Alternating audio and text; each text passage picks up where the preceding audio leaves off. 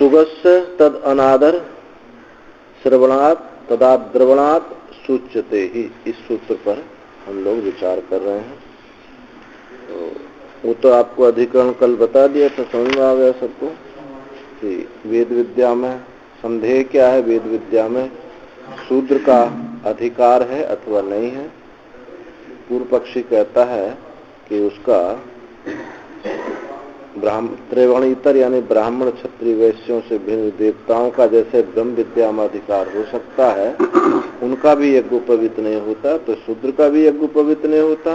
त्रैवर्णिक से वो भी इतर है, इसलिए उसका भी अधिकार वेद विद्या में है। सिद्धांतों ने कहा नहीं, वो जो है वे शूद्र को वेद के अध्ययन का अधिकार नहीं। तो सुगस्य यहाँ ये जानश्रुति राजा ने हंसों के द्वारा जो अनादर सुना, उससे वो शोकग्रस्त हो गया, और ऐसा शोक से ग्रस्त होने से उसको रैक्य ने क्या कहा था, शूद्र कहा। तो यथा मनुष्य अधिकार नियमम अपोद्य देवादीनामपि विद्यासु अधिकार उक्ता। जैसे पीछे मनुष्य अधिकार नियम को अपवाद करके कि मनुष्यों को ही अधिकार है, उस नियम का अपवाद करके आपने देवताओं को भी विद्या में अधिकार बताया, कहा गया था। वैसे ही यहाँ भी द्विजाति अधिकार नियम अपवादेन, द्विजाति अधिकार नियम का अपवाद करके उसको हटा करके शूद्र का अधिकार होना चाहिए, हो सकता है यहाँ भी। जैसे वहां आपने इस नियम को हटा करके देवताओं में अधिकार हुआ, तो यहाँ भी संभव है। एताम शंकाम निवर्तितुम इदम अधिकरणम आरभ्यते। इस शंका को निवृत्त करने के लिए ये अधिकरण आरंभ किया जाता है। तत्र शूद्रस्य अधिकारः स्यात् इति तावत् प्राप्तम्। यहाँ से पूर्व पक्ष शुरू होता है। तत्र वहां शूद्र का भी अधिकार प्राप्त हुआ है। क्यों? अर्थित्व सामर्थ्य संभवात्, उसमें भी वो भी मोक्ष चाहता है और सामर्थ्य भी उसको प्राप्त होती है, तो उसको भी ब्रह्म विद्या में अधिकार होगा, वेद विद्या में अधिकार होगा। अर्थित्व सामर्थ्य संभवात् तस्मात् शूद्रो यज्ञ अनुक्लिप्तः इतिवत्। शूद्रो विद्यायाम अनुक्लिप्त इति निश्चाश्रवणात्। इसलिए शूद्र को यज्ञ में सामर्थ्य नहीं। जैसा तुमने इस प्रकार जो श्रुति है, शूद्र का यज्ञ में, यज्ञ कर्म में जैसे सामर्थ्य प्राप्त नहीं है, अधिकार नहीं है, इसी प्रकार इतिवत, इसी प्रकार शूद्र का विद्या में भी अधिकार नहीं है, ऐसा तो कहीं सुना नहीं जाता। ये तो श्रुति है कि शूद्र का यज्ञ में, यज्ञ कर्म में अधिकार प्राप्त नहीं है, पर ऐसी कोई श्रुति नहीं मिलती कि शूद्र का इस ब्रह्म विद्या में अधिकार नहीं। ऐसी तो कोई श्रुति है नहीं। निषेध अश्रवणात् यच्च कर्मसु अनधिकार कारणम शूद्रस्य न अग्नित्वम न तद विद्यासु अधिकारस्य अपवादकम। अच्छा, यदि मन में तुम्हारी शंका हो कि जो कर्म में अनाधिकार का कारण क्या है, अनग्नित्व, शूद्र को यज्ञोपवीत नहीं होता, अनग्नित्व है, उसको अग्नि का अधिकार, अग्नि ग्रहण करने का अधिकार नहीं है। यदि एक शंका हो कि उसके अनधिकार में अनग्नित्व है, तो यहाँ तो ऐसा संभव नहीं है, तो बिना अग्नि के काम चल जाएगा ब्रह्म विद्या में। सन्यासी लोग सब छोड़े हुए हैं, सन्यासियों ने तो अग्नि छोड़ दी है। न तद विद्यासु अधिकार अपवादक, वो विद्या में ये अपवादक नहीं।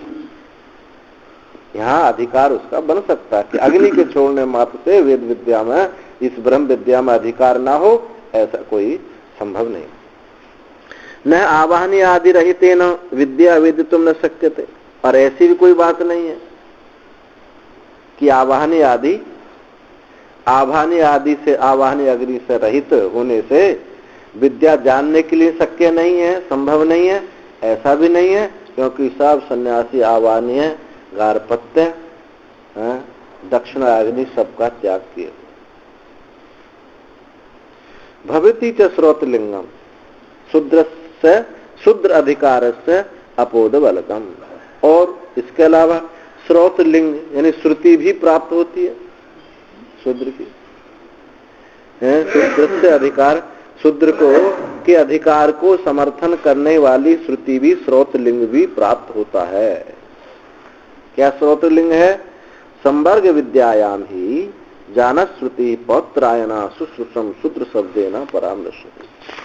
संवर्ग विद्या में वो रैक जो इसमें जान श्रुति रैक का जो प्रसंग है, उसमें जान सूत्री पौत्रायण, जान श्रुति पौत्रायण सुश्रुषुम सुनने की इच्छा रखने वाला जान श्रुति को शूद्र शब्द से रैक्य ने परामर्श किया था। रैक्य ने शूद्र शब्द कहा था, तो वहां कहने से, शुद्ध शब्द का प्रयोग होने से शुद्ध का इस ब्रह्म विद्या में अधिकार है। अब श्रुति देती है आहारेत्वा शूद्रा तवैव सह गोभिरस्तु। गोभिरस्तु, अरे हा अरे इत्वा, इसमें 3 शब्द हैं। हाय रे इत्वा, हाय रे इत्वा, अरे शूद्र, रथ हार और गाय तेरे ही पास रहे। ये कहा था ये तेरे ही पास है। ये रत्नों से भरी हुई जो तुम जो खजानों से, रत्नों से भरा हुआ जो खचरी जोत करके लाए हो, ये सब तुम्हारे ही पास रहे। और इसके अलावा और भी विदुर प्रभृतयश्च शूद्र योनि प्रभवाय अपि विज्ञान संपन्ना स्मर्यन्ते। और विदुर को भी शूद्र, विदुर इत्यादि जो हैं वो भी शूद्र योनि में उत्पन्न हुए हैं और ज्ञान संपन्न थे। तो ये भी प्रमाण देते हैं। इसलिए तस्माद अधिक्रियते शूद्रो विद्यासु, इसलिए शूद्र का विद्या में अधिकार है, इस ब्रह्म विद्या में। ये पूर्व पक्ष रहा। पूर्व पक्ष ने 2 बात कही। एक तो वहां शूद्र शब्द, स्मृति भी, स्मृति में विदुर जी लिए और श्रुति में रैक का जानत श्रुति लिया। एवं प्राप्ते ब्रूमः, इस प्रकार प्राप्त होने पर, इस प्रकार इसका पूर्व पक्ष प्राप्त होने पर कहते ना शूद्र से अधिकार, शूद्र का अधिकार नहीं है। वेद अध्ययन अभावात, हेतु दिया कि वेद अध्ययन अभावात न शूद्र से अधिकार। वेद अध्ययन के अभाव होने की वजह से शूद्र का अधिकार नहीं है।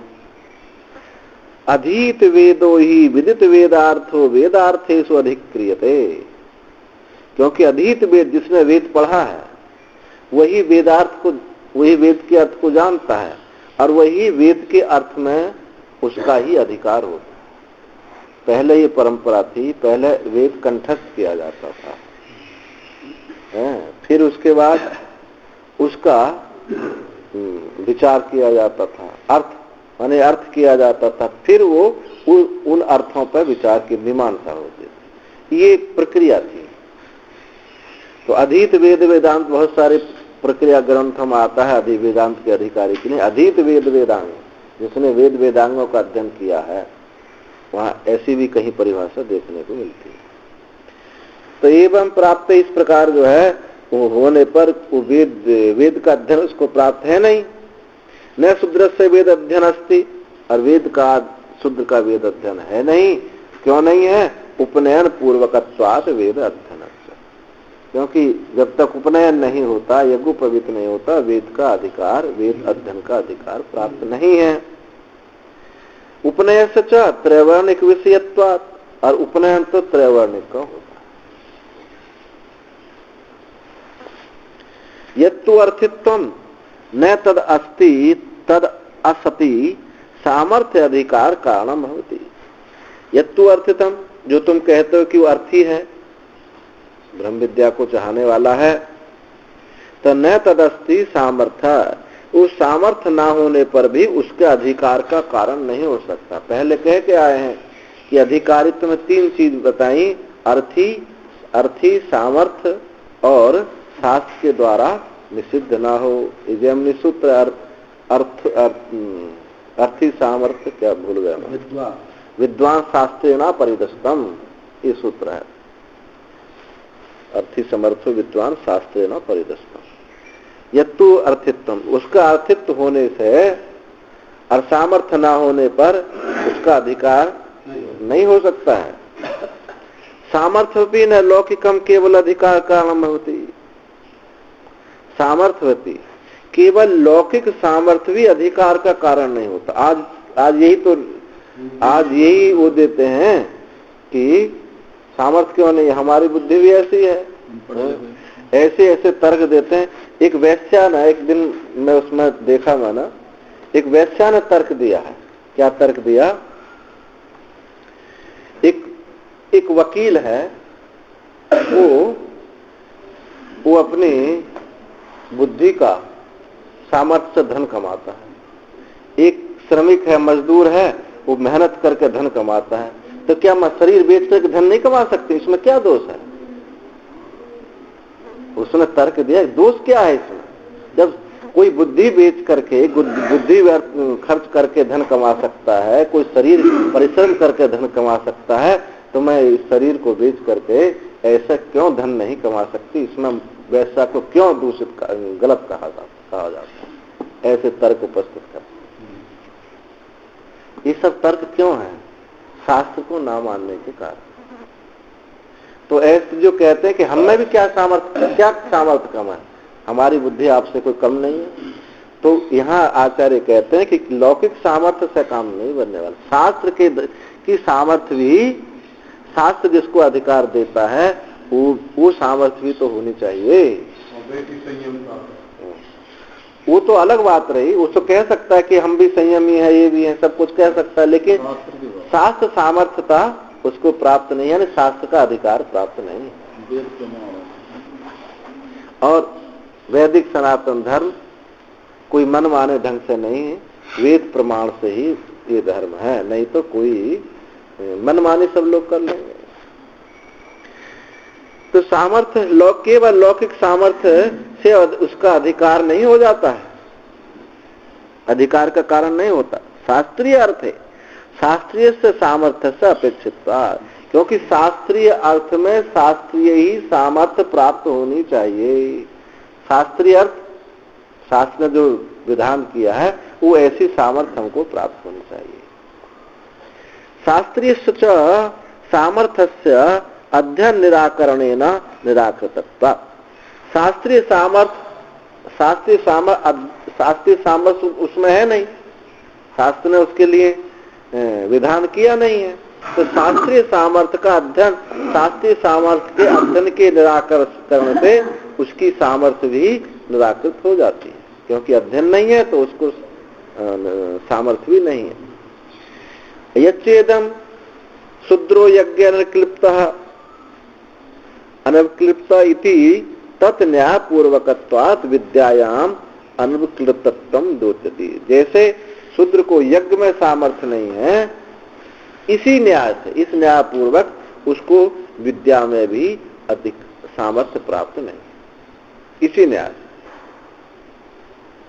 क्योंकि दोनों में न्याय से साधारण था, न्याय दोनों में साधारण है। यत् पुनः संवर्ग विद्यायाम शूद्र शब्द श्रवणम लिंगम मन्य से, जो ये तुमने कहा कि संवर्ग विद्या में शूद्र शब्द का प्रयोग किया है, शूद्र है, शूद्र को अधिकार है, तो संवर्ग विद्या में शूद्र शब्द का श्रवण लिंग जो मानते हो, न तद लिंगम न्याय अभावा, वो लिंग नहीं है, वो लिंगाभास है, वहां कोई न्याय का अभाव है। न्यायुक्त ही लिंग दर्शनम द्योतकम भवति, न्यायुक्त ही लिंग दर्शन प्रकाशक होता। न च अत्र न्याय अस्ति, और वहां वो न्याय है नहीं। कामम चायम शूद्र शब्द, यहाँ आपकी पुस्तकों में इसको पढ़ो जरा, हमको इसमें त्रुटि लग रही है। न्यायोस्ति के बाद में कामम चायम शूद्र शब्द संवर्ग विद्यायाम एव एकस्याम शूद्र अधिक्रिया। शूद्र शब्द ये काम शब्द ठीक नहीं बैठ रहा है। कामम च, काम शब्द है ना, कामम च ये शूद्र शब्द संवर्ग विद्या, एक संवर्ग विद्या में है। यहाँ कामम की जगह बिंदी लग रही है, कामम है ना, वो ना स्वामी जी, वो तो आगे चले गए, वो तो आगे है।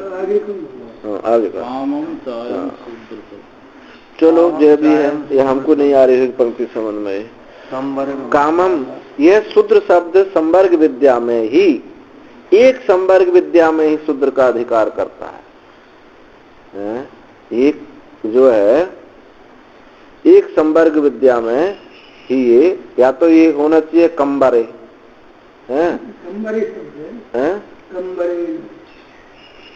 कंबरे होना चाहिए, या फिर केवलम होना चाहिए। कामम शब्द जोड़ नहीं खा रहा, लग नहीं रही। अब पर इसमें भी लगी है कामम शब्द है, तो हो सकता है कि हमको नहीं लग रही हो पंक्ति है। आगे कंबर शब्द है, वो तो आगे श्रुति है, वो तो श्रुति है आगे, तो वो तो श्रुति किया है। कंबरम शब्द उसी दृष्टि से तो कह रहे हैं, कमरे कमरे, या तो ऐसा बनना चाहिए। चलो देखेंगे, किसी और से पूछेंगे। कामम चयम शुद्ध, ये जो शूद्र शब्द संवर्ग विद्या में, एक संवर्ग विद्या में ही शूद्र का अधिकार है, एक इसी विद्या में ही शूद्र शब्द कहा है। तद विषयत्वात्, उसका विषय होने से, और सब विद्या न सर्वासु विद्या से, सब विद्याओं में कहीं और जो विद्या, कहीं भी शूद्र शब्द का संवर्ग विद्या कौन सी? संवर्ग रैक को संवर्ग बोलते हैं। संवर्ग माने लीन होना, तो वहां प्राण उपासना है। ये ज्ञान श्रुति रैक का जो प्रसंग है, उसी को संवर्ग विद्या कहते हैं। संवर्गो वायु वाव संवर्ग, ये सब वहां प्राण उपासना है, तो उसमें सब लीन हो जाता है। संवर्ग माने लीन हो जाना।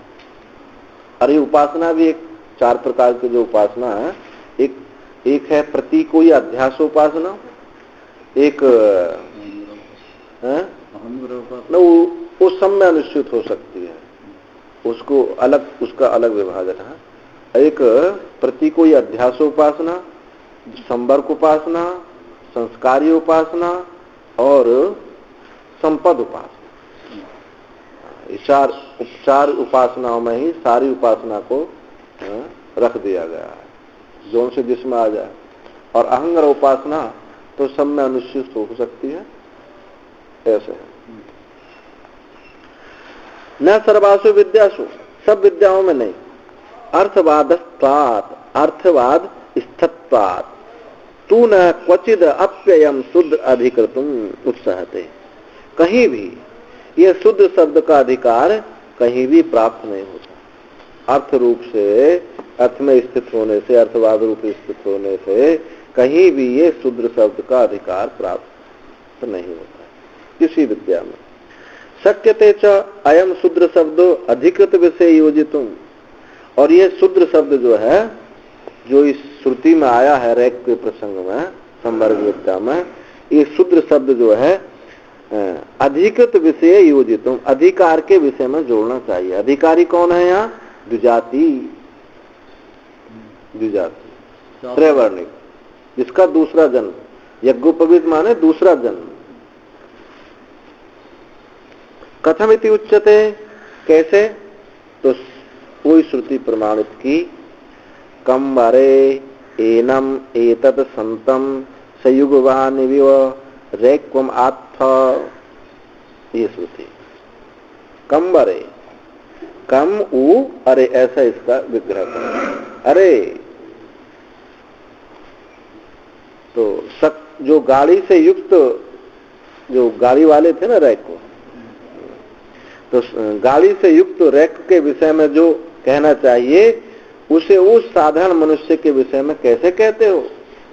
एक हंस ने दूसरे हंस को कहा, अरे कंवरे, जो एक गाड़ी वाले जो रैक के विषय में कहा जाए, तो साधारण राजा के विषय में तो ये बात कहते हैं, उसका तेज अलग है। इति अस्माद हंस वाक्याद आत्मनुवानादरम श्रुतवतो जानश्रुते पौत्रायण सुख उत्पेदे। इससे, इस हंस वाक्य से, ये जो अभी बोला था, इस हंस वाक्य से अपना अनादर सुन करके जाना श्रुति पौत्रायण को शोक उत्पन्न हो गया।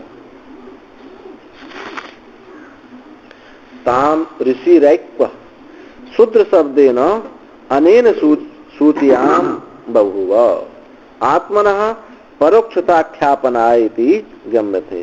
ये परोक्ष है अपरोक्ष है? आगे मूल में आपकी इसमें देखिए,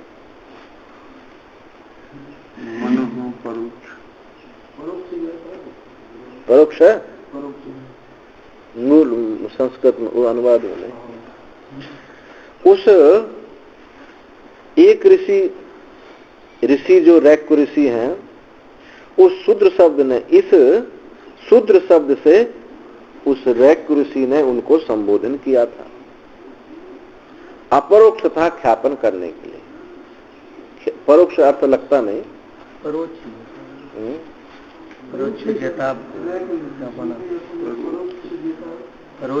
अनुवाद में क्या किया? अनुवाद में परोक्षता को जतलाने की। नहीं, हिंदी में क्या किया अनुवाद में? परोक्ष।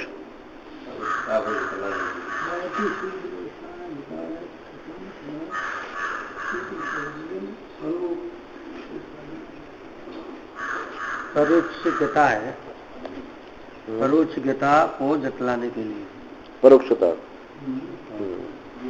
ठीक है, परोक्षता को जतलाने ठीक है, के लिए परोक्षता ठीक है। हमारी पुस्तक में अपरोक्ष किया है।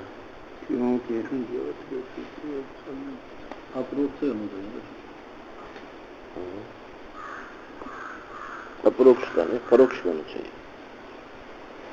परोक्षता को दिखलाने के लिए इस सूत्र शब्द से उस शोक को, तो उस रैक ऋषि ने इस शूद्र शब्द से सूचित किया अपनी परोक्षता ख्यापन करने के लिए,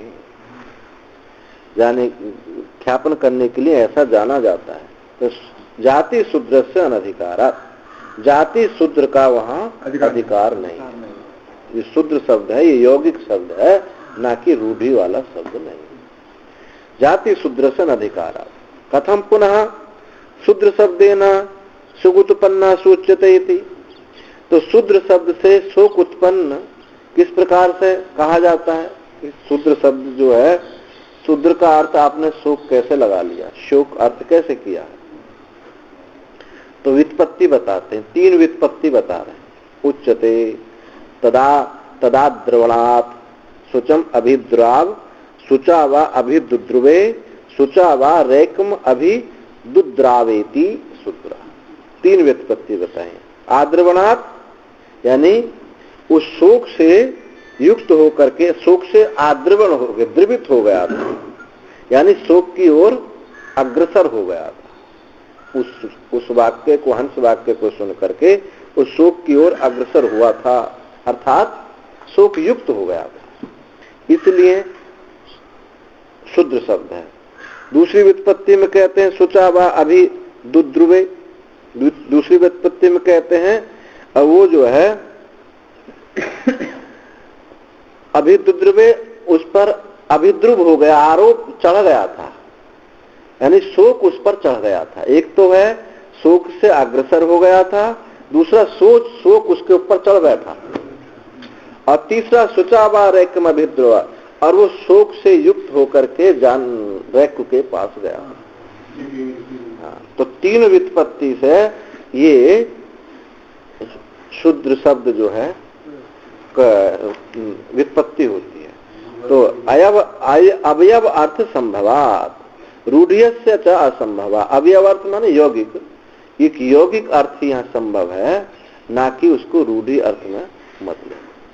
रूढ़ि अर्थ जाति से सूत्र है, रूढ़ि अर्थ सच असंभवात दृश्यते च अयम अर्थो अस्याम आख्यायिकायाम, और यह अर्थ इस आख्यायिका में देखा जाता है, इसी आख्यायिका में यह अर्थ देखा जाता है। आगे सूत्र आता है, क्षत्रियत्व गतिश्च उत्तरोत्तर चैत्र रथेन लिंगात्। क्षत्रियत्व गतिश्च क्षत्रियत्व ज्ञानाच्च ज्ञानश्रुति न मुख्य सूत्र। क्षत्रियत्व का ज्ञान होने से ज्ञानश्रुति जो है, ज्ञानश्रुति शुद्ध नहीं है, क्षत्रिय है। तत्कस्मात् कैसे? उत्तरत्र, आगे इसी संवर्ग, इस संवर्ग विद्या में, संवर्ग विद्या वाक्य से संवर्ग विद्या में ये वाक्य शेष में आपको मिलेगा। चैत्रथेन चित्ररथवंशी वंशीयेन अभिप्रतारिणा क्षत्रियेण लिंगात् संव्यवहारात् आत्मलिंगात्। वो चित्ररथ वंश के जो अभितारी नाम का क्षत्रिय था, उसके साथ समव्यवहार होता है, उसके साथ उसका मिलना जुलना खाना पीना होता है, और जो समव्यवहार उसी के साथ हो सकता है जो अपने बराबर का हो। तो इस दृष्टि से वहां क्षत्रिय उसको लेना चाहिए। ये सूत्रार्थ हो गया। इतश्च न जाति शूद्रो जानश्रुति, इस कारण से भी जाति से शूद्र जानश्रुति नहीं है। यत् कारणम प्रकरण निरूपणेन क्षत्रियत्वम अस्य उत्तरत्व चैत्र रथेन अभिप्रतारिणा क्षत्रियेण संव्यवहारात् लिंगात् गम्यते। प्रकरण के निरूपण से भी, इस प्रकरण के निरूपण से भी क्षत्रियत्व का, उस क्षत्रिय का आगे चैत्ररथ अभिप्रतारिणा के साथ, जो अभिप्रतारिणा क्षत्रिय था उसके साथ संव्यवहार हुआ है। इस लिंग से ये क्षत्रिय ही इसको जानना चाहिए, ना कि शूद्र। उत्तरत्र ही संवर्ग विद्या वाक्य शेष है, और आगे संवर्ग विद्या के वाक्य शेष में चैत्ररथी अभिप्रतारी क्षत्रिय संकेत चैत्ररथी अभिप्रतारी क्षत्रिय का कथन किया गया है। क्या कथन किया गया है? अथाह शौनकं च कापेयम अभिप्रतारिणं च काक्षसेनीं सूदेन परिविश्यमानं ब्रह्मचारी विवक्षे। कि जब ये शौनक का पुत्र, कौन? कापे, शौनक का पुत्र जो कापे था, कापे और कुक्षसेन का पुत्र अभिप्रतारी, इन दोनों को जब रसोईया भोजन परोस रहा था तो एक ब्रह्मचारी ने आके भिक्षा मांगी। प्राण उपासना है वहां। एक ब्रह्मचारी ने कहा कि जो सबको खा जाता है उसको खिलाए बिना खा रहे हो। इन्होंने कहा था उस ब्रह्मचारी के तेज को देखने के लिए कि ये ब्रह्मविद है या नहीं है। तो तब उस ब्रह्मचारी ने कहा था कि जो सबको निकल जाता है उसको खिलाए बिना खा रहे हैं, यानी उसको भिक्षा लेना था। तो यहाँ तो इतना संबंध है कि दोनों क्षत्रिय थे। चैत्ररथित्वम च अभिप्रतारिणा कापेय योगाद अवगंतव्यम, और कापे योगो ही चैत्ररथस्य अवगतः। जो चैत्ररथी है, चैत्ररथ अभिप्रतारी है, वो कापे योग से, कापे से संबंध रखने वाला जानना चाहिए, क्योंकि दोनों का समव्यवहार खाना पीना हो रहा है। अकापे योगो ही चित्ररथ से अवगत। कापे का जो संबंध है वो चित्ररथ से है। चित्ररथ ने उनको यज्ञ कराया था। एतेन वै चैत्ररथम कापेया अयाजयन। इस इस यज्ञ से काप्यों ने चैत्ररथ को यज्ञ कराया था, ये संबंध प्राप्त होता है। तो चित्ररथ काप्य के साथ संबंध प्रतीत होता है। और ये बात है ही समान समान अन्वयानंश प्रायेण समान अन्वया याजका भवन्ति। ये बात सब जानते हैं कि समान वंश वाले में प्राय समानता देखी जाती है, उनका खाना पीना जो होता है समान वंश वालों में ही होता है, ये देखी जाती है। और तस्मात् चैत्ररथी नाम एक छत्रपति राजता, ऐसा ही मिलता है कि चैत्ररथी नाम का एक राजा था। छत्रपतित्व अवगमात क्षत्रियत्व अवगंतव्यम, वो छत्रपति अवगम हो, छत्रपति राजा जाना जाने से छत्रपति का उसको छत्रपति जान लेना चाहिए, यानी राजा जानना, क्षत्रिय जानना चाहिए। ये सब हेतु दिए कि वो तीन क्षत्रियेण अभिप्रतारिणः सह समानायाम संवर्ग विद्याम संकीर्तनम जान श्रुते अपि क्षत्रियत्वं सूजति। इस क्षत्रिय अभिप्रतारी के साथ समान संवर्ग विद्या में समान व्यवहार हुआ है, ऐसा कथन हुआ है, तो ये जान श्रुति क्षत्रिय ही सूचित होता है, ना कि शुद्ध। समाना नाम एव ही प्रायेण सम व्यवहारा भवन्ति, क्योंकि समान वंश वालों के समान समान जाति वालों के द्वारा उनके साथ ही सम व्यवहार होता है। और इसके अलावा और भी एक हेतु देते हैं। जब जान श्रुति ने सुना कि हंसों का वाक्य कि ये रैक से बढ़कर थोड़ी है कोई, तो बस उसने दूत भेज दिया, जाओ पता लगाओ। अब दूत अपने नगरों में घूम घाम के आ गए, उन्होंने कहा कि महाराज कुछ पता नहीं चला। तो बोले कहाँ ढूंढा? वहां ढूंढा, वहां ढूंढा। अरे ऐसी जगह थोड़ी ढूंढना है, कहीं कंदराओं में देखो, नदियों के किनारे देखो, ऐसे लोग तो कंदराओं में मिलेंगे, नदियों के किनारे मिलेंगे। तब एक गांव के बाहर जंगल में ये हाँ परोक्ष, तो वो जब पता चला रैक्स का, तो दूत भेजने, क्योंकि कोई शूद्र तो दूत भेज नहीं सकता, राजा ही दूत भेज सकता है। तो क्षत्रिय प्रेषणाद ऐश्वर्य योगाच जाना श्रुते, एक दूत को भेजने रूप से और उसका ऐश्वर्य रूप से, ऐश्वर्य से और दूत से भेजने से ये जाना जाता है कि जान श्रुति क्षत्रिय ही है।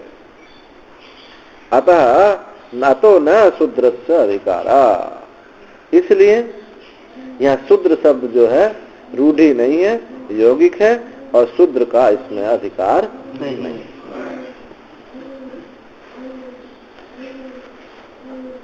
अब आगे का सूत्र होता है संस्कार परामर्शात तदभावाभिलापाच्च। संस्कार परामर्शात तम ह उपनिन्ने अधिहि भगवा इति उपससादा इति विद्या प्रदेशेषु उपनयनादि संस्कार परामर्शात। संस्कार परामर्श में श्रुति कही अजात शत्रु जो है, अश्वपति होगी अजात शत्रु, इनमें से किसी राजा की है कि उसका जो है उपनयन किया। अधि भगवा हे भगवान मैं आपके शरण में हूं, मुझे ब्रह्म विद्या को उपदेश किया करो। तो इत्यादि विद्या प्रदेशों में उपनयन आदि संस्कार परामर्शात, जिन्होंने उपदेश दिया है पहले उसका उपनयन किया है, यज्ञोपवीत किया है। तद अभाव अभिलापाच, और शूद्र का यज्ञोपवीत होता नहीं है। तद अभावात, उसका अभाव होने से, अभाव का कथन होने से ये उसका इस ब्रह्म विद्या में अधिकार नहीं है। न शूद्रे पातकम किंची न च संस्कारम अर्हति इत्यादि, कि शूद्र को कुछ भी पातक नहीं लगता, उसका कोई संस्कार नहीं होता है। शूद्र से उपनयन आदि संस्कारा अभिधानात्, उपनयन शूद्र का उपनयन आदि संस्कार का अभाव कथन होता है, शास्त्रों में मिलता है, इसलिए उसको वेद विद्या में अधिकार नहीं।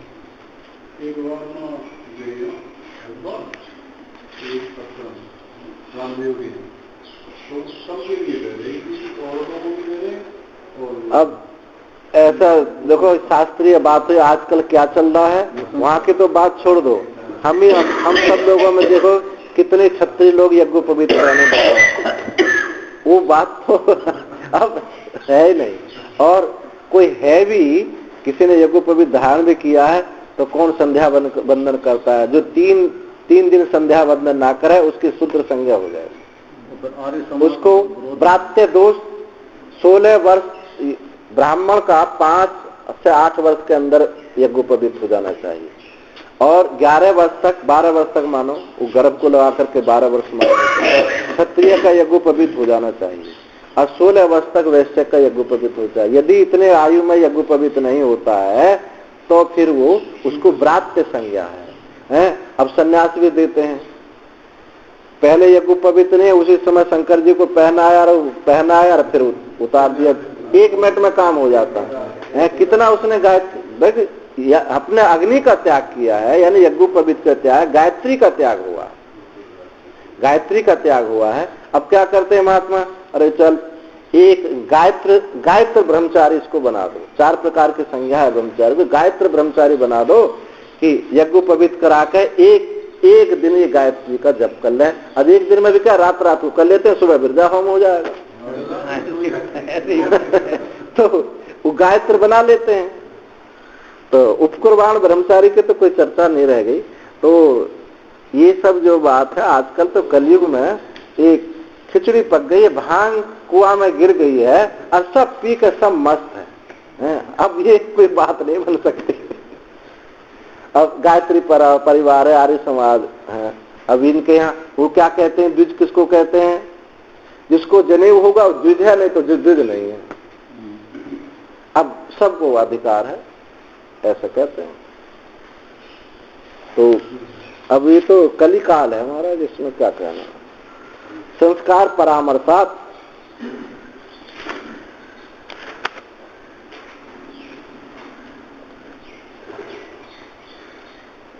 उपनयन आदि संस्कार का अभाव होने से शूद्र का इस विद्या में अधिकार नहीं। इतश्च न शूद्रस्य अधिकार, इस कारण से भी शूद्र का अधिकार नहीं है। यद विद्या प्रदेशेषु उपनयन आदि संस्कारा परामर्शन्ते, इस विद्या प्रदेश में, इस विद्या क्षेत्र में उपनयन आदि संस्कार का परामर्श मिलता, उसका कथन मिलता है। तमह उपनिन्ने, उसका उपनयन किया श्रुति है, तब उसको उपदेश दिया। अधिहि भगवा इति हा उपससाद, और हे भगवान मुझे उपदेश दे दिए, ऐसा कहते हुए नारद सनत कुमार के पास गए थे, क्या मुझे उपदेश दे दिए।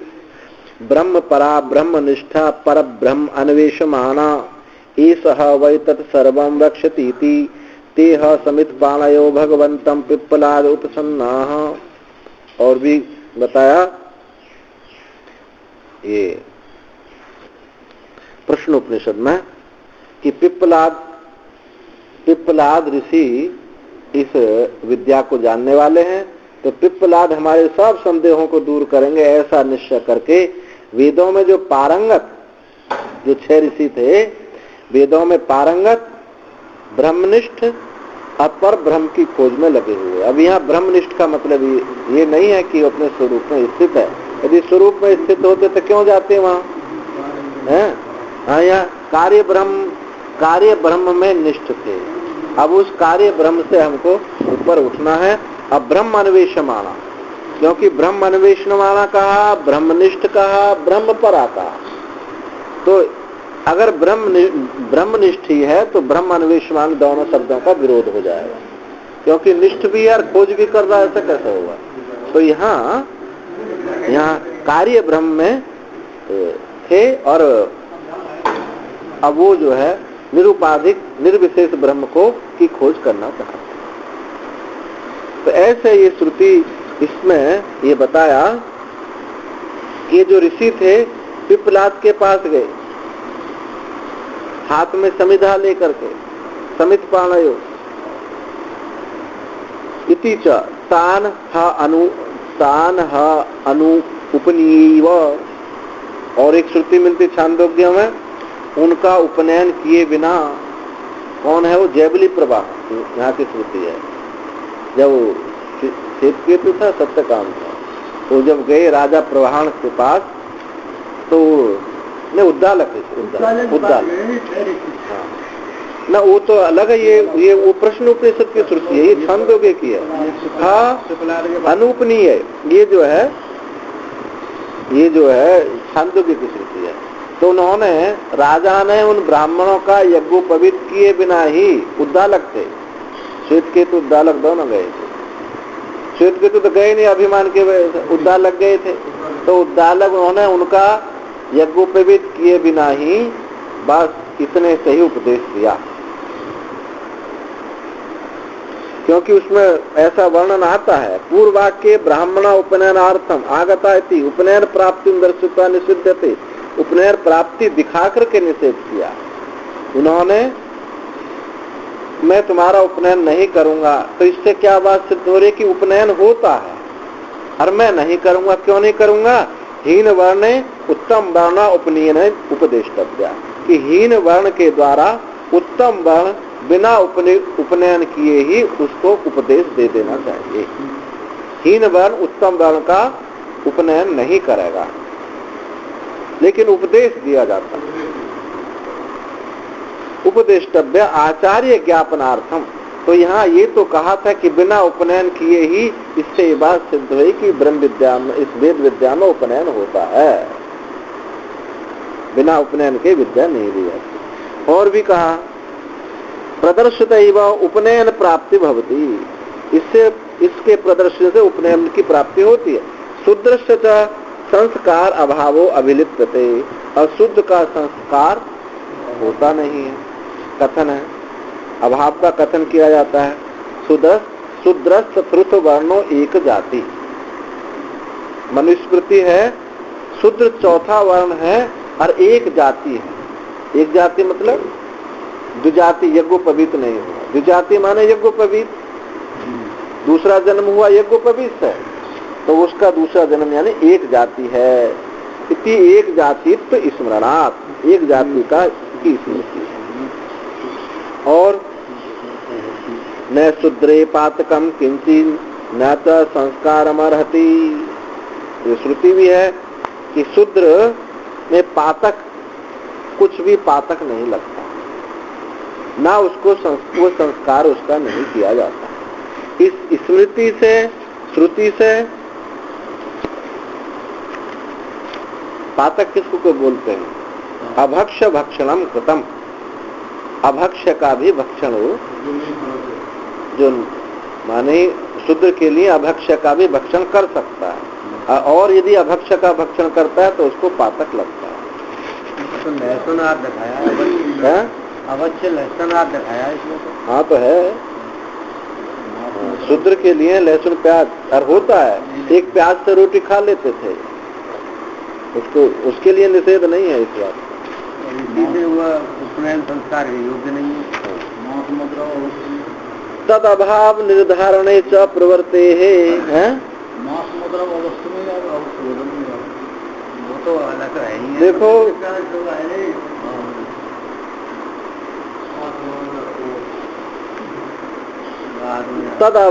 तद अभाव निर्धारणे च प्रवर्ते है।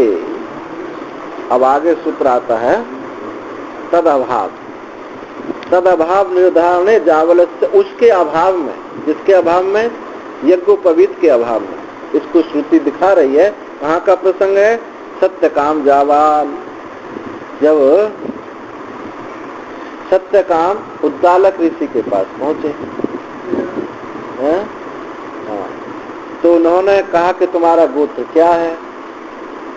तो सत्यकाम जावाला ने कहा, अपनी माँ से पूछ के गए थे कि मेरा गोत्र क्या है, मैं गुरुकुल में जानना चाहता हूँ।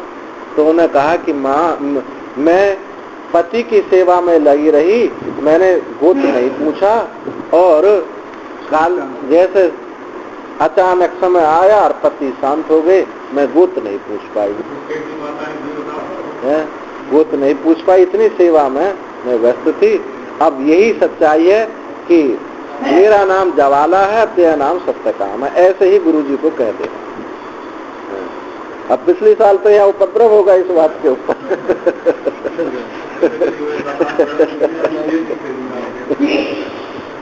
तो ये वहां का उसको प्रसंग है, तो उन्होंने जैसा कहा तो उसे कह रहे हैं, जावाल से सत्य वचने न शुद्रत्व अभाव निश्चय सत्वेव। इस सत्य वचन से कहा कि इस प्रकार का सत्य वचन ब्राह्मण ही बोल सकता है, इतनी सरलता से, इसलिए जा तो समिधा लिया, मैं तेरा यज्ञोपवीत करता हूँ। तो इस प्रसंग में यहाँ उपनयन पूर्वक ही विद्या है, ये बात दिखानी। गौतमस्य विद्या उपदेश है प्रवृत्ति दर्शनात्, इससे सत्य वचन से, सत्य वचने न शुद्रत्व अभाव निश्चय सती एवं, इससे जाना जाता है कि शूद्र का इस ब्रह्म विद्या में अधिकार नहीं। इतश्च न शूद्रस्य अधिकारः यत् सत्य वचनेन शूद्रत्व अभावे निर्धारिते जावालं गौतम उपनेतुम् अनुशासितुं च प्रवृद्धते। न एतद् ब्राह्मणो विभक्तुमर्हति समिधं सौम्य आहारोक्त्वा न सत्यादगाः। इस कारण से भी शूद्र का अधिकार नहीं है, जो सत्य वचन से शूद्र के अभाव निश्चित हुआ, सत्य वचन बोलने से उस शूद्र का अभाव निश्चित हुआ। होने पर जावाल को गौतम ने कहा उपनयन करने के लिए, अनुशासन करने के लिए प्रवृत्त हो गए। नहीं तत् ब्राह्मणों विभक्तुम अर्हति, क्योंकि ये जो है ब्राह्मण के अलावा इस प्रकार का कोई सत्य वचन सरलता से नहीं बोल सकता है, ये कहना नहीं बोल सकता। इसलिए हे सौम्य, तू समिधा लाओ और मैं तुम्हारा उपनयन करूंगा, क्योंकि तुमने सत्य से सत्य का निरादर नहीं किया है। इससे भी सिद्ध होता है कि शूद्र का अधिकार नहीं। आगे श्रवण अध्ययनार्थ प्रतिषेधात् स्मृतिश्च, और श्रवण अध्ययन अर्थ तीन चीजों का प्रतिषेध मिलता है शूद्र का स्मृति से, ये बात स्मृति से सिद्ध होती है। अथास्य वेदम उपशृण्वत त्रपन जतुभ्याम श्रोत प्रतिपूर्णम, ये स्मृति है। तो इसमें स्मृति आगे बताएंगे, यहाँ ज्यादा खोलने की जरूरत नहीं है। तो यहाँ इतना ही समझना चाहिए कि श्रवण अध्ययन और उसका अनुष्ठान का प्रतिषेध शूद्र को का निषेध किया गया है, इसलिए उसको ब्रह्म विद्या में अधिकार नहीं। अब भाष्य देखना, इतश्च न शूद्रस्य अधिकारः, इस कारण से भी शूद्र का अधिकार नहीं है। यदस्य स्मृति, जो स्मृति है, क्या स्मृति, जो इस स्मृति से जाना जाता है, श्रवण अध्ययन अर्थ प्रतिषेधो भवति, उसके लिए इस स्मृति से श्रवण का निषेध है और अध्ययन का निषेध है और उसके अनुष्ठान का निषेध है। वेद श्रवण प्रतिषेधो वेद अध्ययन प्रतिषेध, वेद श्रवण का प्रतिषेध होने से वेद अध्ययन का प्रतिषेध हो गया, और तद अर्थ ज्ञान, और वेद अध्ययन का प्रतिषेध होने से उसके अर्थ ज्ञान का भी प्रतिषेध हो गया। तो अर्थ ज्ञान माने अनुष्ठान, अनुष्ठान का भी निषेध हुआ है। ऐसे शूद्र के लिए स्मृति है। श्रवण प्रतिषेध तावत, इसके लिए श्रुति क्या है, स्मृति, श्रुति नहीं स्मृति। अथ अस्य वेदम उपशृण्वतः श्रृण्वतः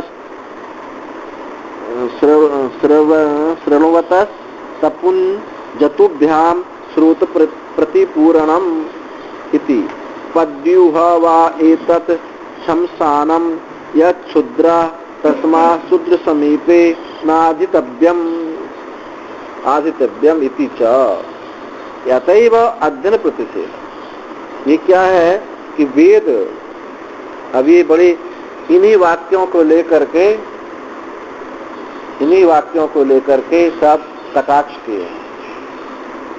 जो ये वाक्य अभी बोला है, क्या वाक्य बोला है कि समीप से वेद का श्रवण करने पर शूद्र के कानों में शीशा भर दो पिघलाकर। इसीलिए तो बौद्ध धर्म सब जो है बौद्ध धर्म आ गए, तो उनके कानों में पिघला करके शीशा भर दो। शीशा और लाख दोनों का प्रयोग किया, शीशा और लाख पिघला करके कानों में भर दो यदि शूद्र समीप से बैठ करके कोई श्रवण करता है। और पद्य हवै शमशानम, और इसके अलावा शुद्ध निसंदेह जंगम शमशान है, अर्थात उसको कर्म का यज्ञ का अधिकार नहीं है, जंगम शमशान है। क्योंकि शमशान में बैठा हुआ मनुष्य और भी वो जो है उसको यज्ञ करने का अधिकार नहीं। शमशान की अग्नि अशुद्ध है, पर आजकल तो बाबा ने सब सीमा छोड़ दी है, चिता पर भी विवाह करा देते हैं। बाबा तो क्या है, पर जो कुछ भी है चिताओं पर फेरे गिरवा रहे हैं। हाँ, बस नाम सभी जानते हैं, हमका बता यज्ञ उस पर कथा मंच पे भोजन करा देते हैं, ऐसा होता है। अतः अध्ययन इससे क्या होता है, इस स्मृति वाक्य से क्या है, अध्ययन का प्रतिषेध है। अब देखो यहाँ इतने हल्के में इसको नहीं लेना चाहिए। जो ऋषि मुनि एक चींटी को मारने में उनको इतना बड़ा कष्ट होता था, और वो एक मनुष्य के शूद्र के कान में शीशा भर दें। एक वाल्मीकि रामायण में कथा आती कि शूद्र तप कर रहा था उल्टे हो करके, और वो जो है उसको राम ने मार दिया। हाँ, राम जी ने मारा था। तो ये जो है ये सब क्यों कहा गया, मानी अधिकारित हमको प्राप्त है नहीं और हम उसको करने लगते तो वर्ण व्यवस्था भंग होती है, और वर्ण व्यवस्था का भंग होना माने वैदिक सनातन धर्म नष्ट हो जाना है। वैदिक सनातन धर्म का नष्ट होना मतलब वर्ण व्यवस्था भंग होना। और जिन ऋषि मुनियों ने एक चींटी को मारने में इनको इतना बड़ा कष्ट होता था, वो शीशा कैसे भर सकते हैं, किसी न किसी प्रकार से ये वेद विद्या जीवित रहे और इससे कल्याण हो। ऐसा नहीं है कि शूद्र को उसको परमात्मा की प्राप्ति में इस ब्रह्म ज्ञान के लिए अधिकार नहीं है, ऐसा नहीं कहा जा रहा है। ये तो कहा जाएगा, कहा जाता है। वेद को छोड़ करके पुराण स्मृतियों से वो गुरु मुख से सुने, बस वेद ना सुनो। वेद की तो वह निषेध है, ब्रह्म ज्ञान के लिए भक्ति के लिए निषेध थोड़ी है।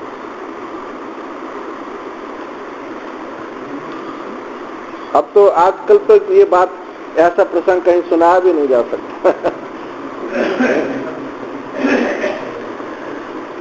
भवती च वेदोच्चारण जीव, और भी कहा भवती च वेदोच्चारण जीवोच्छेदो धारण शरीर भेदा।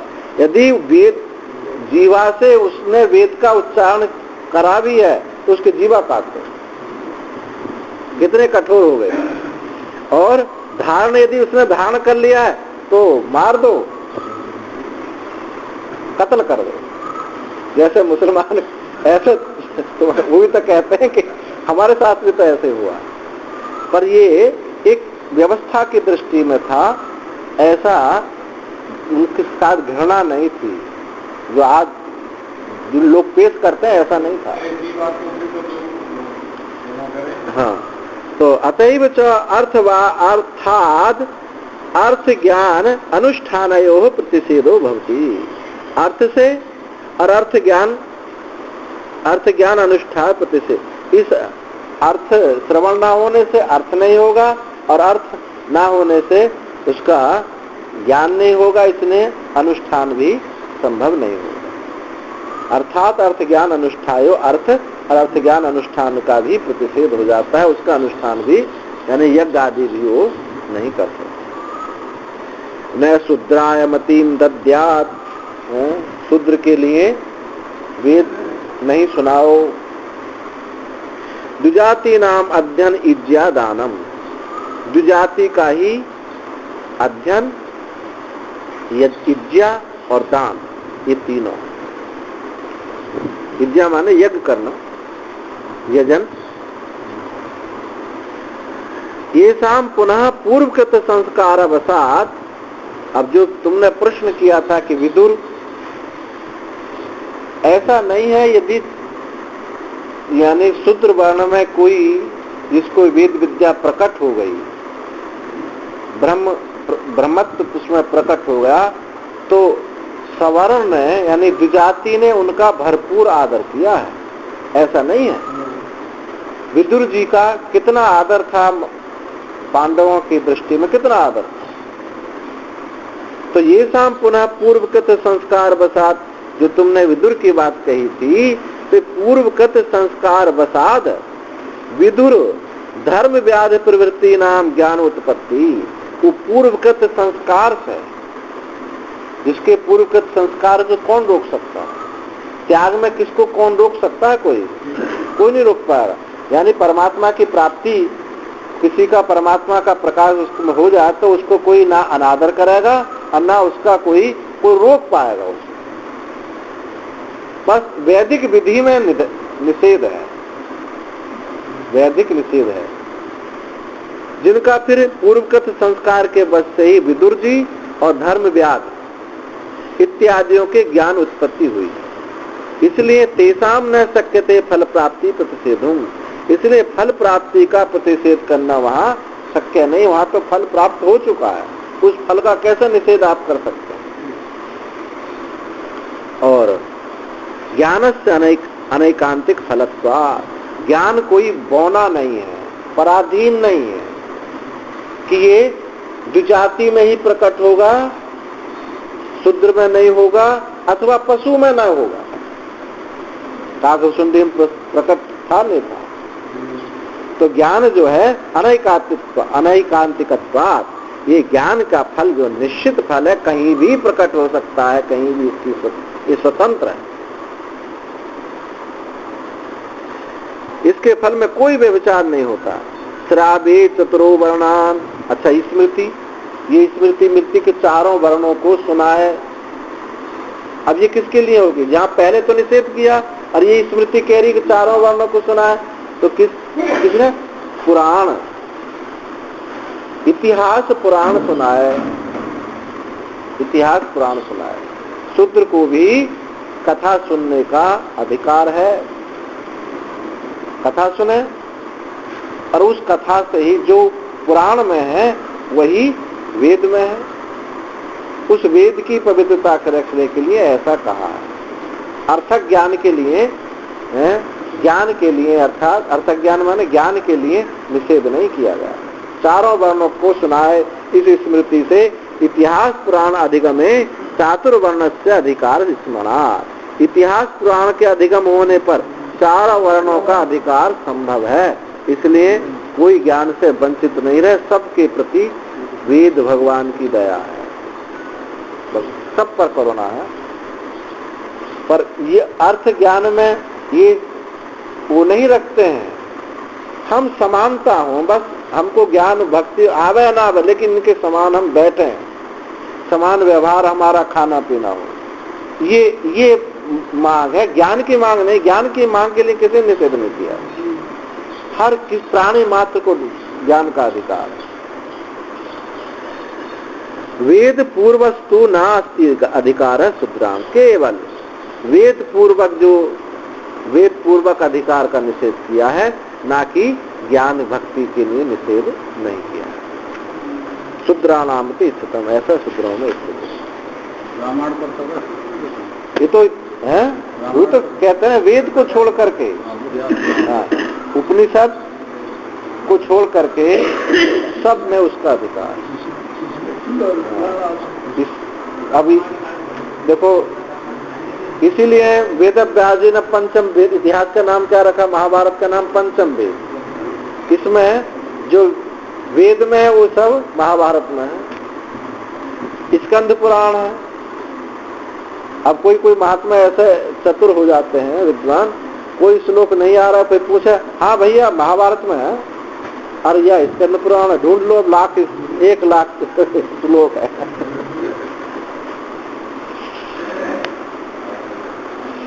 आगे अधिकरण शुरू होता है, कंपनाधिकरण।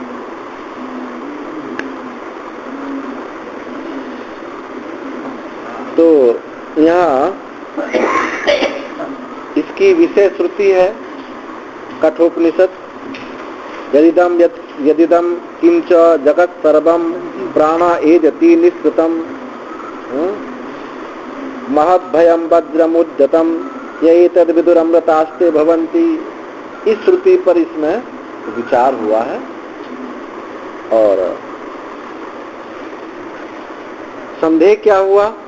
ये तो संगति क्या है इसकी? देखो पीछे अपशुद्राधिकरण, देवताधिकरण और अंगुष्टमिति अधिकरण, 3 अधिकरण आए।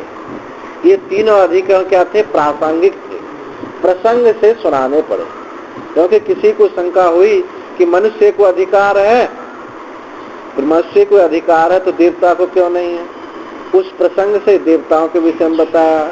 अच्छा, देवताओं के अलावा शूद्र के लिए तो वो भी प्रासंगिक बताया। स्त्री के विषय में शास्त्र मौन है। शूद्र अधिकरण है, स्त्री के विषय में कोई चर्चा नहीं आई, कहीं भी देखो नहीं आती है। स्मृतियों के अलावा वहां अधिकांश मौन रहा है शास्त्र, क्योंकि अधिकार है भी और नहीं। अब यहाँ ये प्रासंगिक जो चर्चा थी वो समाप्त हुई। जो हमारा मूल विषय चल रहा था उसी में फिर हम लौट के आ जाते हैं। तो ये है उसकी संगति। मूल विषय क्या था?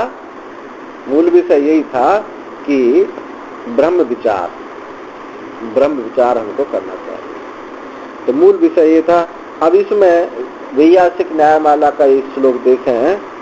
जगत कंपन कृत प्राणो अस्नि वायुर उतीश्वरः अस्नि भयहेतुत्वाद् वायुर्वा देह चालनात् वेदनादमृतत्व उक्ते ईशो अंतर्यामी रूपतः भय हेतु चालनंतो सर्वशक्ति युतत्वतः। इन्होंने इसमें कहा कि ये जो श्रुति है, पहले श्रुति अर्थ बताएं। यदिदम किंच जगत सर्वम, इसमें कहा कि जो उत्पन्न हुआ ये सारा जो जगत है, उत्पन्न हुआ ये सारा जगत निमित्त भूत प्राण के रहते हुए ही ये सब चेष्टा करता है। सारा जगत प्राण से ही चेष्टा करता है। तो ये प्राण शब्द जो कहा गया है, ये प्राण शब्द ये प्राण वायु के लिए कहा गया। प्राण को ये वज्र कहा गया। ये वज्र कहा गया कि ये जैसे हाथ में वज्र उठाए हुए सब उससे भयभीत होते हैं, ऐसे ही ये जो इस वज्र को हम प्राण कहें अथवा वायु कहें अथवा ईश्वर कहें, जिसके भय से सब हो रहा है, ये प्राण के भय से हो रहा है, ईश्वर के भय से हो रहा है, अथवा ये वायु है या कोई वज्र ही ऐसा है। जैसा बिजली चमकती है तो गिरता है, वो बिजली गिरती है, उसी से सब भयभीत हो रहा है। तो 3 शब्दों का प्रयोग संदेह है कि इनमें किसको लिया जाए। तो पूर्व पक्षी कहता है कि भयजनक होने के कारण ये प्राण वज्र हो सकता है। ये वज्र है, प्राण ही हो सकता है, क्योंकि प्राण के भय से ही सब कहते हैं बचा लो, यानी प्राण को नहीं छोड़ना चाहते। अथवा ये देह का संचालन करने वाला वायु हो सकता है, प्राण है अथवा ये वायु है देह में रहने वाली। तो सिद्धांति कहे कि नहीं, इसी वाक्य में मोक्ष प्राप्ति की भी चर्चा होती है। प्राण की प्राप्ति से अथवा वायु की प्राप्ति से कोई मुक्त नहीं हो सकता, इसलिए वज्र जो है ये ईश्वर ही है। ये इसका अधिकरण सार है।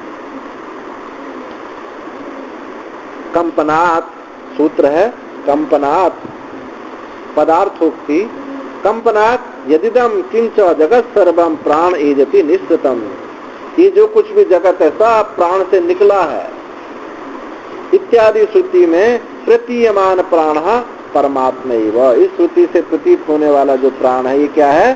परमात्मा ही है। कुतः कैसे?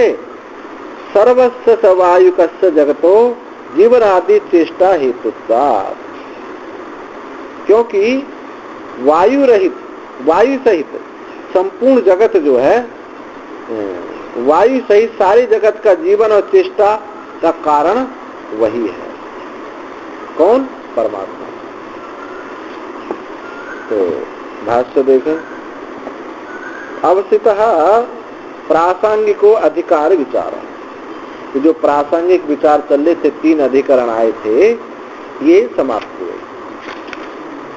प्रकृताम एव इदानीं वाक्यार्थ विचारणाम प्रवर्तयिष्यामः, जिसका ये वाक्यार्थ विचार जो चल रहा था उसी के उसमें हम फिर अप्रवृत्त होते हैं, जो छूट गया था। यदिदम किंच जगत सर्वम प्राणा एजते निश्चितम महद्भयम वज्रम उद्यतम या एतद विदुर अमृतास्ते भवन्ति। इस श्रुति पर विचार करते हैं कि सारा जगत प्राण से उत्पन्न हुआ है, प्रेरक प्राण के रहते ही चेष्टा करता है, और वह प्राण अपरिच्छिन्न अप्रहार करने के लिए उठाए हुए वज्र के समान भयानक है। जो उसको जानता है वो मुक्त हो जाता है, जो उस प्राण को जानता है, जो सबको, जिससे सब भयभीत हैं, ऐसे प्राण को जो जानता है वो मुक्त हो जाता है। तो इस श्रुति पर यह विचार है। तो एतद् वाक्यम एद्री कंपने इति धात्वर्थ अनुगमात लक्षितम, ये जो वाक्य है एद्री धातु किस अर्थ में? कंपन के अर्थ में। जो मंत्र में आया ना एजति, मंत्र में एजति शब्द आया है, तो एद्री धातु किसके लिए? कंपन के अर्थ में है, कपाता है।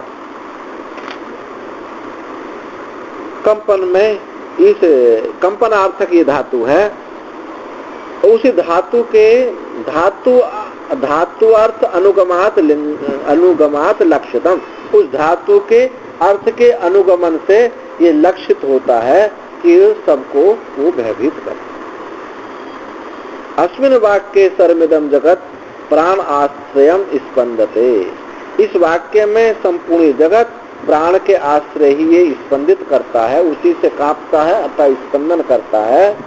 महच्च किंचित भय कारणम वज्र शब्दतम उद्यतम, और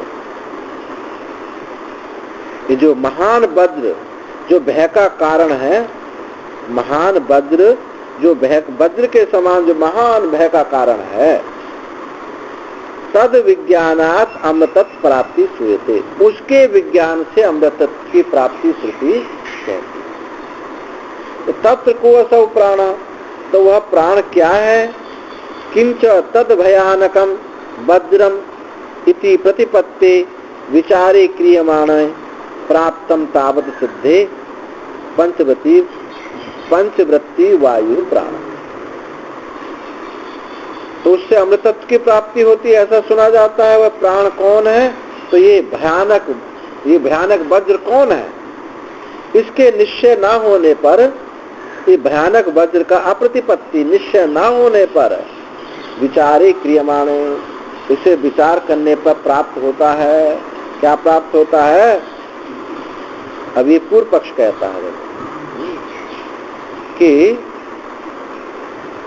ये पंचवृत्ति वायु प्राणा, ये जो 5 वृत्ति वाला अपान बयान समान हुए, ये 5 वृत्ति वाला प्राण ही ये महान वज्र है। इसी से सबको बह रहा था कि हमारे प्राण ना निकल जाए। प्रसिद्धिरेव चासनी वज्रम स्यात्, और प्रसिद्ध लोक प्रसिद्धि से प्रतीत होता है कि लोक प्रसिद्धि से किसको कहा? लोक में प्रसिद्धि किसकी कहती है? वज्र होता ही। वज्र किसको कहा? जो बिजली चमकती है ऊपर से गिरता है ना बिजली, जिसको अश्विनी, अश्विनी, उससे लोग वज्र से लोग भय खाते हैं। सबको वज्र का भय है, लोक प्रसिद्धि से वज्र कोई चीज है जिससे सब भयभीत होते हैं। तो कथम सर्वमिदं जगत पंचवृत्तौ प्राणो प्राण शब्दते प्रतिष्ठा प्रतिष्ठाई एजति। ये सब जगत पंचवृत्ति वायु प्राण शब्दित में प्रतिष्ठा करने के लिए, प्रतिष्ठा से ही सारा व्यापार, इस प्राण की प्रतिष्ठा से सारा व्यापार होता है। वायु निमित्तम च महत् भयानक वज्र मुद्यते। ये वायु निमित्तक ही महान महान वज्र उसको कहा जाता है, ये सबको नष्ट कर देता है। वायु ही पर्जन्य भावेन विवर्तमाने विद्युत स्तुनित वृष्टि असनयो विवर्तन्ते इति आचक्षते। ये वायु ही पर्जन्य भाव से, वर्षा के भाव से, वर्षा के भाव से, यानी वर्षा में परिणित हो जाता है। और तब क्या होता है, बिजली, मेघ और अश्नि, बिजली, मेघ, वर्षा और ये अश्नि। अश्नि उसी जो ऊपर से नीचे गिरता है ना, चमकने पर आग से जला देता, मार देता, बिजली गिरना जो बोलते हैं, वज्रपात, वज्रपात बोलते हैं, वज्रपात हो गया, से विवर्तित होता है। ये वायु ही इन रूपों में विवर्जित होता है, वर्षा के रूप में, मेघ के रूप में। अब वायु ना हो, वायु से तो वर्षा होती है, वायु से बिजली तड़कती है, तो वो वायु ही इस रूप में विवर्तित होता है, ऐसा कहा जाता है। वायु विज्ञान आदेव च इदम अमृतत्वम। इस वायु के विज्ञान से ही अमृतत्व की प्राप्ति होती है, ऐसा वो कहते हैं कि प्राण, जो प्राण उपासक है, इस वायु के से ही अमृतत्व की प्राप्ति हो जाती है। तथा ही श्रुत्यंतरम, इसमें एक श्रुति भी है, वायुरेव व्यष्टि, वायुरेव व्यष्टि, वायु समष्टि अप पुनः मृत्युम जयति एवं वेद।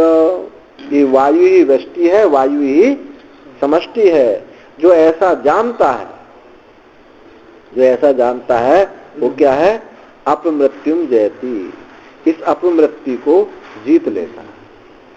अब ये जहाँ की श्रुति है वहाँ प्राण की उपासना बताई है।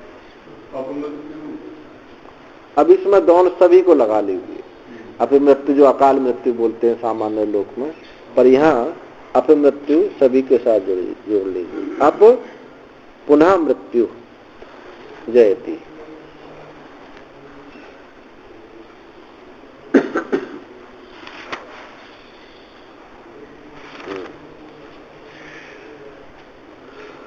तस्माद वायु अयम यह प्रतिपत्तव्यम, इसलिए वायु को ही वज्र समझो, ऐसा पूर्व पक्ष कहता है। अब सिद्धांति कहता है एवं प्राप्ते ब्रूमः, ये तुम्हारी बात हमने सुन ली, ये सुनकर के हम कहते हैं ब्रह्मे वेदम यह प्रतिपत्तव्यम, ब्रह्म ही ये वज्र है, ये ब्रह्म ही वज्र है जिसके भय से सब सूर्य समय पर निकलता है, चंद्रमा समय पर निकलता है, सब अपने अपने काम यथावत बिल्कुल नियत कर रहे हैं, उस ब्रह्म के भय से ही कर रहे हैं। कुतः कैसे कि पूर्वोत्तर आलोचना, पूर्वापर का विचार करने से हम ऐसी बात कह रहे हैं। पूर्वात्रयो ही ग्रंथ भागयो हो ब्रह्मेव निर्दिश्यमानम उपलभामहे, क्योंकि पूर्वोत्तर ग्रंथ का आगे पीछे का सब विचार करके ब्रह्म ही ये निर्दिश्यमान वज्र कहा गया है, वही प्राप्त होता है। यह एव कथम अकस्माद अंतराले वायु निर्दिश्यमान प्रतिपद्ये मही, अचानक यहाँ फिर अचानक अंतराल में बीच में कैसे वायु को कहा जा सकता है, क्योंकि पूर्व में भी ब्रह्म का विचार चल रहा है, आगे ब्रह्म विचार प्रकरण ही उसी का चल रहा है, तो फिर बीच में वायु कैसा आ जाएगा एकदम। क्योंकि पूर्वा पर उपक्रम भी वही होना चाहिए, उपसंहार भी होना चाहिए, है? तो उपक्रम उपसंहार जब ब्रह्म का है तो बीच में ये वायु कैसे आ सकता है? तो पूर्व उत्तरयो ग्रंथ भागयो ब्रह्म निर्दिष्ट मानम, ब्रह्म ही निर्दिष्ट होता है, ब्रह्म निर्दिष्ट होता हुआ प्राप्त हुआ है। तो अकस्मात वायु का निर्देश यहाँ कैसे हो सकता है? पूर्वत तावत, अब देखो श्रुति यहाँ कही, पहले क्या कहा? तदेव शुक्रम तद ब्रह्म तदेव अमृतमुच्यते। जहां का ये प्रसंग जिस श्रुति पर हम लोग विचार कर रहे हैं वो कठोपनिषद की श्रुति है, तो उस श्रुति से पहले का श्रुति उद्धृत कर रहे हैं कि तदेव शुक्रम तद ब्रह्म, वो जो ब्रह्म है वही जो वो शुक्र है, शुद्ध है, तद ब्रह्म, वो ब्रह्म है, वही अमृत कहा जाता है, वो अमृत कहा जाता है, वही तस्मिन् लोकासता सर्वे तदो नात्येति कश्चन, उसमें ही संपूर्ण लोक आश्रित है, उसी के सब आश्रित है, उसका कोई अतिक्रमण नहीं कर सकता। तो पूर्व में ये श्रुति है, बाद में ये श्रुति है, तो बीच में अकस्मात वायु नहीं आ सकती, यहां भी ये ब्रह्म ही है। इति ब्रह्म निर्दिष्टम, इससे ब्रह्म निर्दिष्ट हुआ है। तदैव इहापि सन्निधानात्, वह ही यहाँ सन्निधान होने से। एक मीमांसा में एक न्याय आता है, ओ चलो ध्यान से ऊपर गया, यानी पूर्व में वो हो बाद में हो तो बीच में वही लिया जाता है, उसका नाम है एक न्याय। ध्यान से उतर गया, बताएंगे जब कभी आ गया। हाँ यही है, यही न्याय था, यही न्याय, ठीक कह रहे हैं, वही यहाँ सन्निधान है कि पूर्व में जो है और बाद में भी वही, तो बीच में भी वही है। जगत सर्वम प्राण एजति, जगत ये सब जो है, जगत सर्वम प्राण एजति इति च लोक आश्रयत्व प्रतिविज्ञानात् निर्दिष्टम गम्यते। एक लोक आश्रित प्रतिविज्ञान से निर्दिष्ट होता है। प्राण शब्दोपयम परमात्मने प्रयुक्त। अब यहाँ लगता है कि जगत सर्वम, जगत संपूर्ण जगत को प्राण ही चलाता है, और लोक आश्रित अप्रतिविज्ञा से भी निर्दिष्ट होता है, तो प्राण शब्द भी यहाँ परमात्मने प्रयुक्त है। प्राण शब्द भी यह परमात्मा में ही प्रयुक्त होता है, क्योंकि परमात्मा ही सबको चलाता है और परमात्मा के सब आश्रित है। तो प्राणस, और श्रुति भी है प्राणस प्राणम, वो प्राण का भी प्राण। हाँ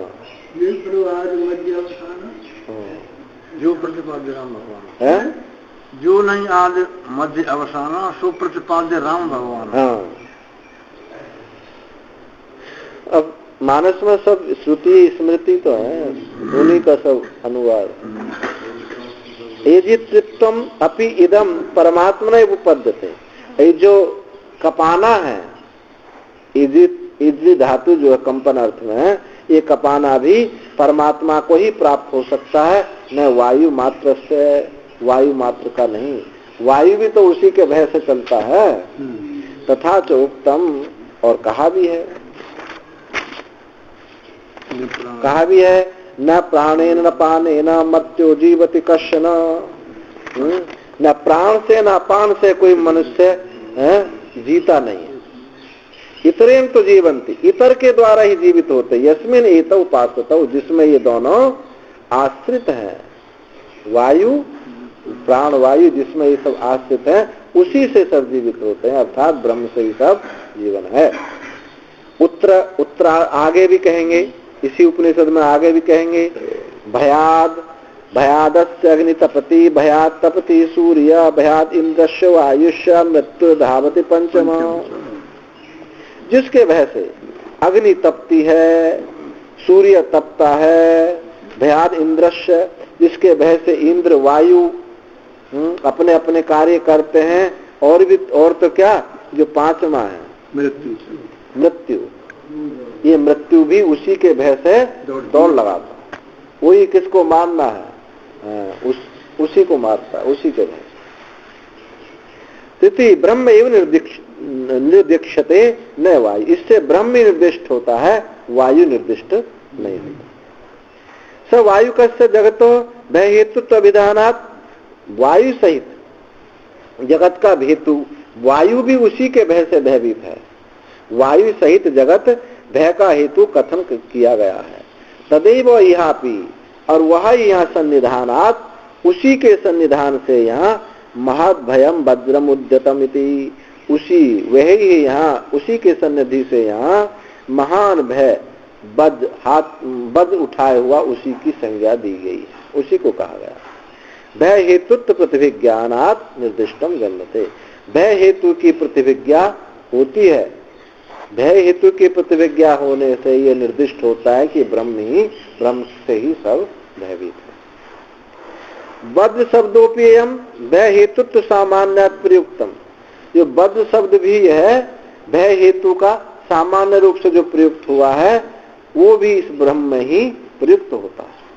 यथा जैसे ही वज्रोद्यतम ममेव शिरसि निपतेत, जैसे कि वज्र को उठाए हुआ मेरे सिर में पटकेगा, यदि अहम अस्य शासनम न कुर्यात्, यदि मैंने इसका शासन को नहीं माना तो ये मुझ पे ही पटक देगा।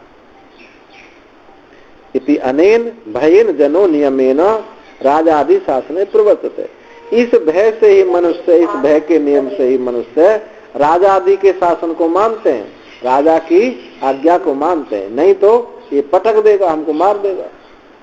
ऐसे ही परमात्मा के भय से सब अपने अपने उसमें लगेगा। एवं इदम अग्नि वायु सूर्यादिकम जगत अस्मादे ब्रह्मणो विभ्य नियमेन स्वव्यापारे प्रवर्तते, इस प्रकार ये अग्नि वायु सूर्य आदि जगत उस ब्रह्म के भय से नियम से अपने अपने व्यापार में सब प्रवर्त होते हैं। इति भयानकम, इसलिए उसको भयानक कहा। भयानकम वज्रम उपितम, वज्र उपमितम ब्रह्म, इसलिए ब्रह्म को वज्र की उपमा दी गई।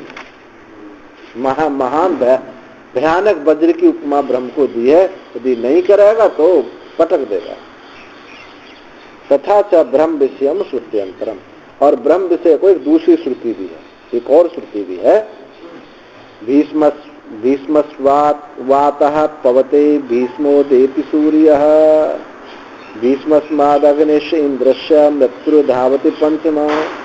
इसी प्रकार की एक और दूसरी श्रुति भी है, जिसके भय से वायु बहता है, सूर्य उदित होता है, जिसके भय से अग्नि और इंद्र अपना कार्य करते हैं, और मृत्यु 5 में ये मृत्यु भी दौड़ती है।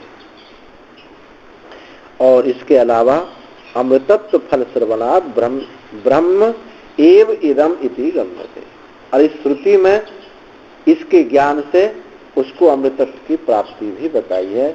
वायु के ज्ञान से, प्राण के ज्ञान से, लौकिक जिसको वज्र लोक में वज्र कहते, उसके ज्ञान से कोई अमृतत्व को प्राप्त नहीं करता।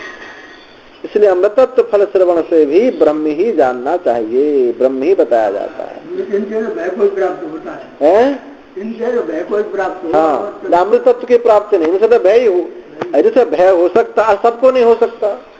जो वज्र गिरेगा ये नारकी पे गिर जाए है, लेकिन यहाँ से फिरोजाबाद वालों को तो भय नहीं हो रहा, सबको तो यहाँ तो सबको भय, सारे भयभीत तो परमात्मा से हो सकते हैं।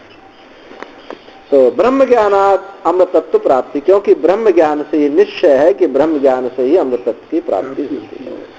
तमे विदित्वाति मृत्युमेति नान्या पंथा विद्यते अयनाया, उसी को जान करके अति मृत्युमेति, अति मृत्यु का अतिक्रमण करता है।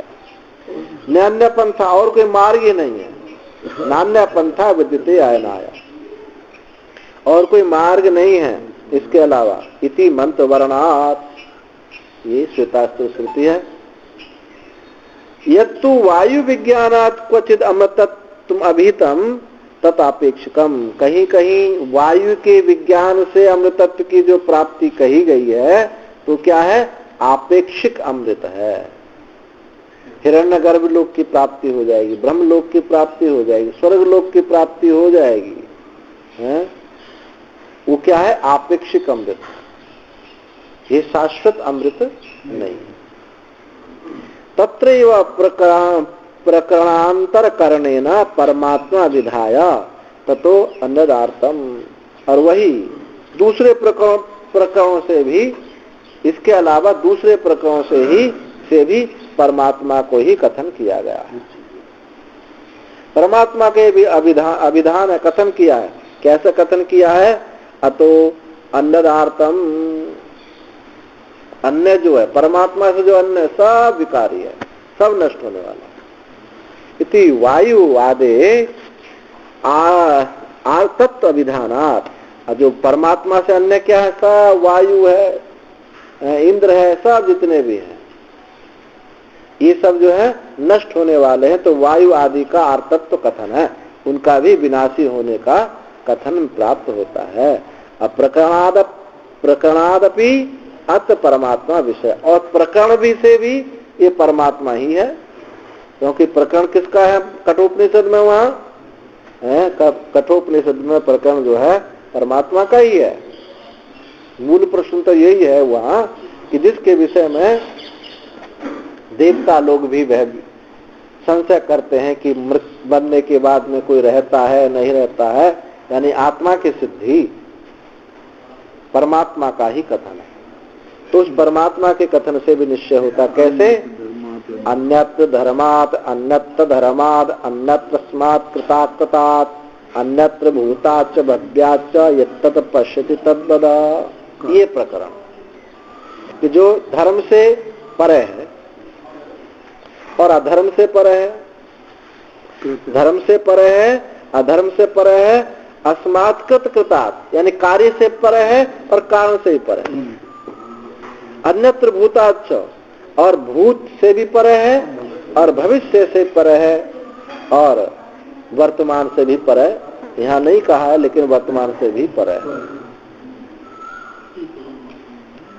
इस परमात्मा और यत्तत् पश्यति तद्वत्। यदि भूत भविष्य का निषेध हो जाए तो वर्तमान अधिष्ठान से एक होकर के रहता है, क्योंकि कलना जो बनती है भूत और भविष्य से कलना बनती है। ये निवृत्त हो गए तो वर्तमान जो होगा वो अपने आत्म रूप से एक होगा। जैसे घड़ी में ये निशान बने होते हैं, इन्हीं से तो पता चलाते हो कि 9 बज गए 10 बज गए, तभी उसी से मानते हैं। और ये ना हो तो फिर क्या है? कुछ नहीं। ऐसे ही अभाव, कलनाओं का जो अभाव है वो अभाव अपने अधिष्ठान से आत्मा से एक होकर के रहता, भिन्न भिन्न नहीं रहेगा। यत्तत् पश्यति तद्वदा, जो तुम देखते हो तद्वदा उसी को कहो मेरे लिए। तो इति परमात्मना पृष्ठत्वात्, परमात्मा का ही पूछा गया है। ये प्रसंग से भी ये बात सिद्ध हुई है, पूर्वापर के आलोचन से भी ये बात सिद्ध हुई है कि जो वज्र है ये कौन है? ये परमात्मा है। तो ये अधिकरण पूरा हुआ और समय भी पूरा हुआ। ओम पूर्णमदः पूर्णमिदं पूर्णात् पूर्णमुदच्यते पूर्णस्य पूर्णमादाय पूर्णमेवावशिष्यते। भवन्तु सुखिनः सर्वे सन्तु निरामयाः सर्वे भद्राणि पश्यन्तु मा कश्चित् दुःखभाग्।